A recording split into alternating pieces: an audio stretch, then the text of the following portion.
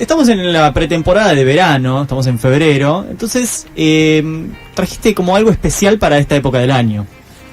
Sí, porque es además la primera vez que hago una columna en verano. Ajá. Entonces dije, bueno, vamos a hacer algo distendido de pensar películas con clima veraniego, situadas en verano, y basadas en libros.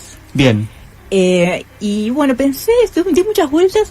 La realidad es que yo quería hacer esa columna porque quería hablar de Stand By Me. Siempre es como que... Esa es clave, vos tenés que decir, bueno, a ver, ¿de qué tengo ganas de hablar? Y después le ponés, digamos, la ropita, ¿no? A la columna. Armás como las relaciones. Bueno, pero eso me sirvió para pensar en películas que estuvieran basadas como en la mirada de la infancia, de diferentes épocas y con un enfoque también diferente entre ellas. Entonces, bueno, son 3 películas de diferentes, del año 60 la primera, el 80 Stand By Me la segunda, y de hace 2 añitos la última, que van un poquito que cuando voy desarrollando para encontrar alguna relación. De hecho, las 2 primeras, Matar a un ruiseñor, que es la primera película que voy a hablar, y Stand By Me, las 2 son autobiográficas. Algo que redescubrí un poco con la columna, que no sabía, sobre todo que Stand By Me era autobiográfica, porque uno dice Stephen King, que hizo tanta película de terror, ¿cuándo está el Stephen King? Bueno, un poco en la mitad siniestra se está como la figura de él. Él dice que es lo que le pasó cuando dio a conocer su verdadero yo. Tenemos entonces 3 películas. ¿Vas a ir en orden cronológico? Perfecto. Sí.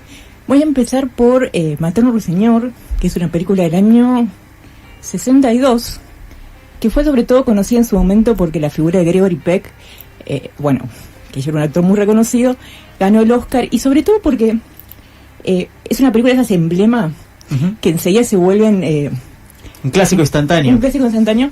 Pero además yo la volví a ver para esta columna y me pasó algo muy gracioso. Porque la veía y decía, bueno, es una gran película, tiene muchas como imágenes incluso del gótico sureño. O sea, una película que tiene mucho que ver con los derechos civiles que se estaba hablando en Estados Unidos. Estamos hablando, situamos década del 60. Sí. Era como el pico de los derechos civiles y la lucha que había empezado ya en los 50 hasta fines de los 60. Estamos hablando de Matar un ruiseñor, película de... está buscando el director. Actúa Gregory Peck, es de Harper Lee. De Harper Lee es la autora del libro, que lo escribió en el 61. Ajá. Y el autor, o sea, el director de la película, ya te digo. A ver, lo buscamos. Robert Mulligan. Ahí va. Que sí, no era tan conocido, hizo esta película, fue la más importante que hizo. Pero lo importante es lo jugado que era en esa época. De hecho, fue uno de los motivos porque las productoras casi no querían hacerlo, de llevar el argumento de una película que se basaba en un hombre blanco que defiende a un hombre negro acusado de violar a una mujer blanca. Hoy tocaría todos los temas polémicos. De hecho, cuando la vi, a mí me hizo un poco de ruido, porque hay un momento, o sea, voy a tratar de no spoilear. Ya sé que dijimos que si las películas pasan un periodo se puede spoilear, pero estoy hablando con muchas personas que me dijeron... Expolé. No, pero es complejo, porque por ejemplo, Matar a un ruiseñor, yo creo que mucha gente no la vio y vale la pena verla. Y tiene 2 situaciones que me encantaría contarlas, pero pienso que le arruinaría la experiencia a alguien que no la vio. Así que voy a tratar de no spoilear. Si spoileo, voy a hacer un paréntesis para que alguien apague la radio o ponga pausa. Porque básicamente es esto, un abogado muy querido en su pueblo de los años 30, una Alabama sureña que todavía había obviamente mucha división entre la igualdad y demás, padre de dos hijos. La historia está narrada en punto de vista de la niña, y cuando le dicen que defienda a este hombre negro, él, que era como muy correcto, es un poco lo que me hacía ruido, porque es muy el típico emblema americano de lo que tiene que ser. Y hay un momento en el juicio que él acusa abiertamente a las mujeres de una falsa denuncia. Algo que hoy en día sería polémico. Pero a veces entendés que en esa época, primero, que no era común, o sea, estaban los derechos raciales, no estaban los derechos de la mujer vigentes, entonces es como que hace un poco de ruido eso, pero igual la película está buenísima por en ese momento llevar esa historia, fue una de las primeras que lo llevó, y lo que sucede del otro lado, como el pueblo que lo veía él como un gran hombre, de repente lo empieza a atacar, a mirar, un momento una turba enfurecida, lo va a buscar un poco para atacarlo, y medio que ahí los niños aparecen, todo esto, ellos empiezan a ver este cambio en la sociedad. Por eso es una de las películas que tiene que ver con lo que se dice la pérdida de inocencia, porque empiezan a ver estas injusticias, a tal punto que uno de los que estaba como que era conocido de la chica supuestamente violada, que feo, perdón estar diciendo esto, pero bueno, así se plantea en la película, ataca a los hijos de él, o sea, hay una situación muy fea. Y en paralelo también hay otra situación que se dice algo de una casa siniestra, el aspecto gótico, que después también se verá en el desarrollo de la película en los dos casos, tanto en El hombre juzgado como en una casa siniestra donde supuestamente vivía un loco que era malo, que nada es lo que parece. Básicamente es esa visión que se hace. Y lo curioso, bueno, la película sigue siendo, aparte de éxito instantáneo, hasta tiene cruz de fan, hay gente que como que lo admira mucho a la figura, el abogado noble y demás, pero además lo curioso es que la única novela de su autora, Harper Lee, no escribió nada más. Se recurrió, ganó el Pulitzer, fue muy exitosa, y ella, cuando le preguntaban por qué no salía al público, por qué no vendió su derecho a más adaptación en el teatro y demás, decía que había hecho todo lo que tenía que decir. Bueno, algo que me parece muy loable de ciertos autores. Ella además había sido muy amiga de Truman Capote, lo ayudó a construir en la investigación a sangre fría, algo que Capote no reconoció, aunque sí era la única autora mujer que reconocía como escritora, le dio como ese mérito. Así que básicamente es una historia que recomiendo ver, tiene también una buena fotografía para la época, tiene una elección a propósito de ser construida en blanco y negro, porque justamente quiere metafóricamente hablar de la igualdad, o sea, estamos hablando de una época, año 62, que ya el color, o sea, creo que estaba totalmente, o sea, no es que habrá usted recursos. Hace muchos años, sí. Entonces es una elección a propósito en esta película, así que y tiene ese salto de pensar que en un verano, como lo que se puede ver y la mirada que tenés de un pueblo tranquilo al ver las injusticias, ese pequeño salto simbólico de la mirada de la niñez a la adultez. Bien, entonces Matar a un ruiseñor del 62, dirigida por Robert Mulligan con Gregory Peck, basada en la novela escrita por Harper Lee. Es la primera de las tres que trajiste. Es la primera de las tres. Y después la segunda, bueno, que fue un poco el leitmotiv de esta columna, que es Stand By Me. Es una película, bueno, del año 86, está basada en The Body, que es el cuento novel de Stephen King. ¿Sabes qué? Ahora que tengo un tema de pronunciación, me corrigieron que no se dice Stephen, se dice Steven. Yo que pronuncio tan mal, ahora no me acostumbro. Aunque con la PH se pronuncia como sí, Steven. Y probé en fonético así de Google Translate y es Steven. Es raro, pero cada uno puede adoptarlo como quiera. Me cuesta, voy a decirle King, entonces para evitar polémica. ¿Cómo era el que vos le decías? Tenías uno que... Logaritmos. Alántimos es logaritmos, perfecto. Bueno, Steven o Stephen, como quieran, o Steve, como le dice, voy a decir Steve King, así estamos. Esteban Reyes, le puedo decir. Es interesante porque, como decía, es una historia autobiográfica de él. Es una de las, creo que dos que no son como de puramente de terror de todas las que tiene adaptadas. Otra es, bueno, la bellísima Sueños de Libertad. Y en este momento es la 11ª película, en su momento era la 11ª película que adaptaban. Él estaba enojado con todas las versiones, como sabemos que King estaba enojado con todas las adaptaciones, a tal punto que ese mismo año había dirigido él su propia película para demostrar que podía ser una gran película. Hizo Maximum Oversight, esa película a mí me encanta, igual es una película muy bizarra de los 80, donde las máquinas cobran vida y atacan en 8 días a un pueblito. Es muy divertida. Pero bueno, ahí como fue un fracaso total y dijeron, bueno, parece que hay que dejar a los directores a dirigir. Zapatero a su zapato. Sí. Pero bueno, con Stand By Me realmente pasó algo muy... Dirigida por Rob Reiner, que nos dejó... Exacto, y quería contar un poquito de Rob Reiner, porque aparte también la carrera de él tuvo un par de años brillantes. Esta era su segunda película. La primera es ¿cómo se llama? Gonza apenas podría decir. Mockumentary. Uno de los primeros, o sea, falso documental, que fue también, que es This Is Spinal Tap. Peliculón. Ahora salió la segunda. ¿Ya salió o está por salir? Ya salió. Sí. ¿La viste? Sí, la vi. La tuve cortada a la mitad porque tenía que hacer otra cosa, pero pintaba bien, mantenía el espíritu de la primera. Yo me acuerdo, de la primera me acuerdo de haberme quedado escuchando el disco un montón de tiempo. Es que fue impresionante, paréntesis, las que no vieron, por favor, vayan a verla. La banda se tuvo que crear de verdad, o sea, es una falsa banda y tuvo que realmente hacer giras porque impresionante. Sí, de hecho la pone a escuchar en Spotify, yo de vez en cuando me pongo de Spinal Tap. Sí. Bueno, tremenda primera película y la segunda esta. Que no solo es una gran película porque en algún punto también refleja todo lo que es el espíritu de las películas de los 80. Un grupo de amigos, muy lógica, los Goonies, de los Boys, por nombrar solo algunas. Sino que es realmente una muy buena adaptación de esta novela, no solo porque lo diga Stephen King, que le voy a contar puntualmente lo que digo, sino porque tomó algunas decisiones de orden y demás en el relato que realmente le funcionan muy bien, pequeños cambios que hizo en la historia, que casi no sale a la luz porque, bueno, temas de dinero, etcétera, hasta que un productor por suerte se la hizo ver a sus hijos y encantó. Entonces, lo que decidieron es cambiarle el nombre. The Body, que era Stephen King, ya tenía su nombre de rey de terror. Con The Body es como ya era un perfil que no es la película. O sea, de hecho, el cuerpo, la historia, bueno, siempre cuando son historias en clásicas no cuento brevemente la historia, que son 4 amigos, que uno de ellos, bueno, un verano se está terminando, uno de ellos cuenta que un chico desaparecido parece que fue encontrado muerto, pues lo escucha hablar del hermano, cerca de un río, entonces emprende la aventura de ir a buscarlo, y eso obviamente el cuerpo es como es simbólico y una excusa para ver todo el recorrido que tienen ellos y los pequeños episodios que suceden. Que son todos episodios que después Stephen King dijo que le pasaron de chico. El protagonista es un chico que se llama Gordy, que es un escritor, que se siente extraño, que lo interpreta Will Wheaton, que si alguien ve de Big Bang Theory, por ahí yo lo volví a reconocer por la serie esa, que de paréntesis es uno de los casos de niños que sufrió un poco el acoso de los padres obligándolo a trabajar, y vos lo ves, es un personaje que está llorando todo el tiempo, puede ser que sea verdad, que estuviera llorando. Coprotagonista principal, que es su mejor amigo, es River Phoenix. Que en paz descanse. Sí, o sea, tremendo, o sea, actor que murió muy joven, muy de familia, lo de buenos actores. Y después otros actores de la época, que era Corey Feldman, que trabajó en muchas películas también, como The Lost Boys, Gremlins y The Goonies, y Harry O'Connell, que trabajó, no hizo tanta carrera. Pero es una cara conocida. Es una cara conocida, y Kiefer Sutherland también. Después una pequeña participación de John Cusack.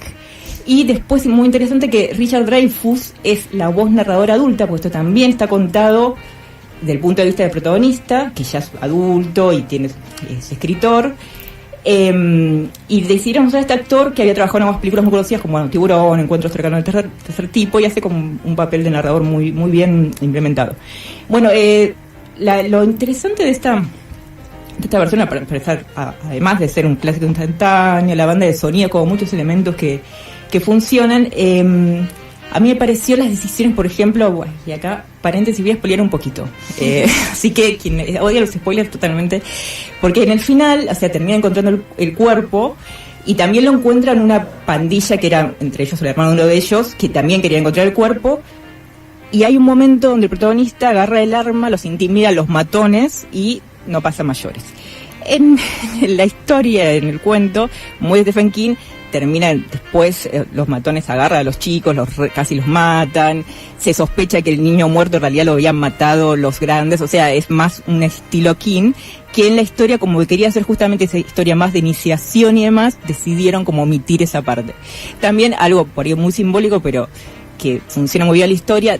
Hay una frase con la que cierra la película que es nadie tiene amigos como los 12 años, o sea, nunca tuvo amigos con los 12 años, ¿quién los tiene? Eso aparece perdido en la novela como nada relevante. De hecho, cierra con violencia y todo mal, y cierra con el Gory adulto diciendo que todos sus amigos se murieron, no uno solo, todos. Y él es un escritor fracasado en realidad. O sea, en la película el escritor es exitoso, se murió solamente su mejor amigo, bueno, pero es un poco lo que... Y hay algo que quería muy, muy breve leer que dijo Stephen King cuando murió.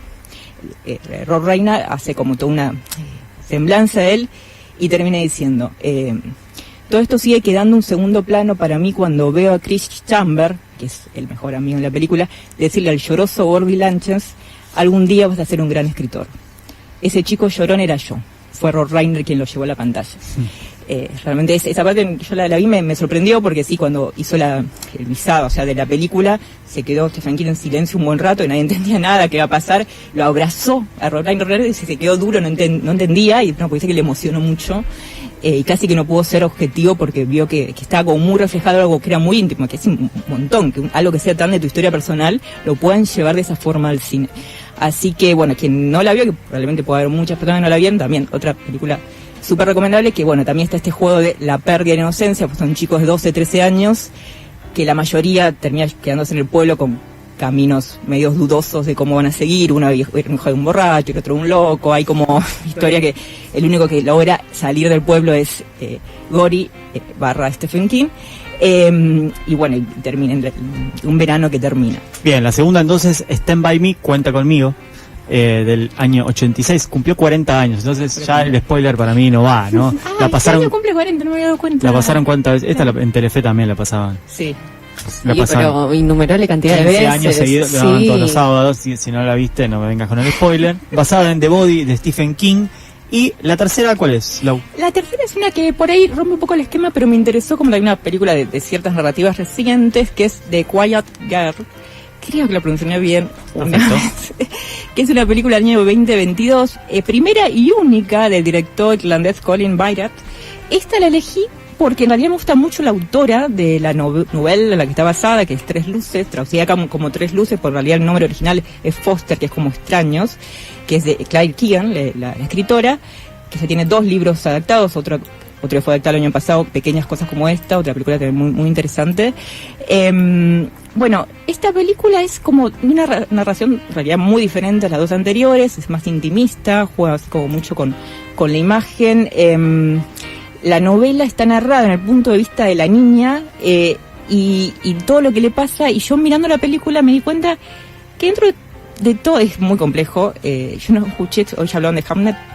Sí, Sí, charlamos de Hamlet. Ay, quería escucharlo para acotar, porque también la vi, por el tema de lo que tiene que ver con lo complejo muchas veces de llevar una voz interior a la interpretación de un personaje.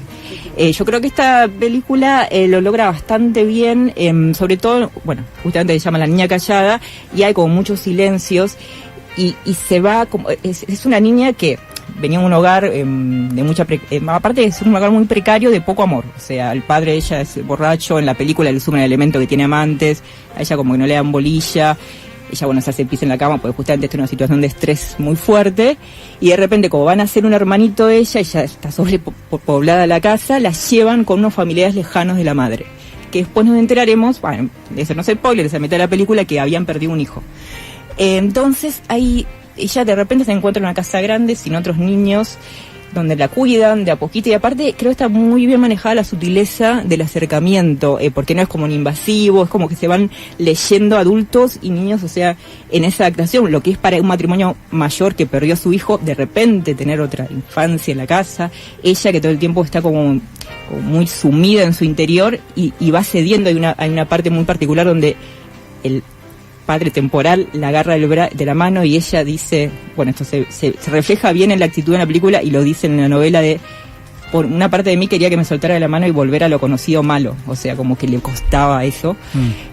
Termina, bueno, pasando el verano y ella con ese sentimiento de, bueno, vuelve a su familia, donde en realidad no se sentía como su familia y de repente había descubierto otro universo afectivo, y bueno, hay una escena muy muy linda, no sé, ya seguía spoileando. Bueno, no voy a spoilear. Hay una escena muy linda al final donde justamente está esta dualidad de ella entre los verdaderos padres y los padres adoptivos. A mí no sé por qué, porque hay algunas referencias, me hizo acordar a Aftersun en algunas cosas, pero quizás por el vínculo del padre, que es lo que más le afecta a ella, ¿no? El padre que no la quiere, que la desprecia, y de repente esta nueva figura paterna con la que se encuentra. Y después no sé también por qué me hizo acordar a La Hija Oscura, pero quizás por esta cuestión de cuestionamientos de qué es la maternidad forzada de la familia de ella, sintiéndose casi que ni se acordaban que la hija estaba en otro lado, como bueno, no importa, sé tu vida. Y también por ahí por cierta estética o forma de narrar de los últimos años, y de otros países está llegando mucho más, que tiene que ver con otro lenguaje que a algunos por ahí le aburre. De hecho, le pregunté a mucha gente sobre la película, los que la vieron no se acordaban nada, como que dice, sí, me gustó, pero no me acuerdo nada, que también por ahí eso tiene que ver con estar como más embebidos en una forma de narración, y quizás que incluso amerita volver a verla por la experiencia en sí, ¿no? Porque en estos tiempos tan de locura, entregarte también un poco a esa paz y a esa cadencia que tiene esa narración. Entonces también, dentro de todas, porque hay muchísimas películas situadas en verano, con infancias y demás, me pareció interesante como de un reflejo de época esta forma de narración de The Quiet Girl, ¿no? diría Santi Kanaka. Cierra la trilogía que trajo hoy Lau Forni, película de Con Bered, que ese sí no te la debo la pronunciación, película del 2022, basada en la novela Foster, que acá fue traducida como Tres Luces, a propósito por pedido de la autora. Ok, de Claire Keegan. Bien, sí. Cierran esta trilogía de películas basadas en libros, situadas en un clima veraniego, en el verano, aprovechando que estamos en febrero, ¿verdad?